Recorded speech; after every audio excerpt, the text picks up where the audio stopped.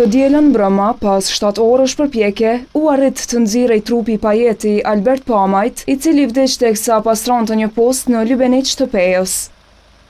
Në thellësim prej 18 metrash arritën të depërtonin pjesëtarët e specializuar të Forcës së Sigurisë së Kosovës në bashkëpunim me shërbimin e kërkimshpëtimit malor. Një nga shpëtuesit apo zhytësit e Forcës së Sigurisë së Kosovës, së bashku me bombol dhe me ndihmën e pjesëtarëve tonë dhe të FSK-s, është lëshuar me litarin në mënyrë të sigurt deri në fund të pusit ku ka qenë viktima.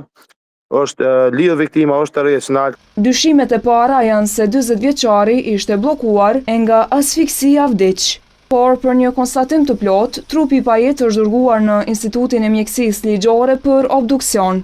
Aty e kem kuptuar që pusi nuk ka pas shumë oksigjen.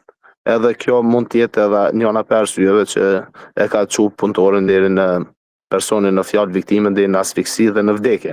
Tërheqjen e trupit e përcolli edhe deputeti Veton Berisha. Interesimi i tij për të shkuar në vendngjarje ishte rritur kur kuptoi se Pamaj i takonte komunitetit egjiptian.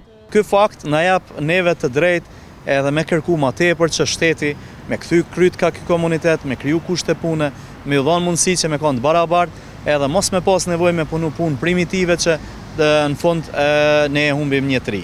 Albert Pamaj është viktime 25 në vendin e punës gjatë 9 muajve të 2025-s. Punëtorët në shumicën e rasteve e hetojnë që ka rrezikshmërinë punën e tyre, por megjithatë gjendja sociale familjare, varfëria e madhe e bën atë që shpeshherë me rrezikue shëndetin e vet, me rreziku trupin e vet për t'i ofruar familjes vet një asistencë më të mirë sociale. Rasti është hapur nga policia si hetim mbi vdekjen.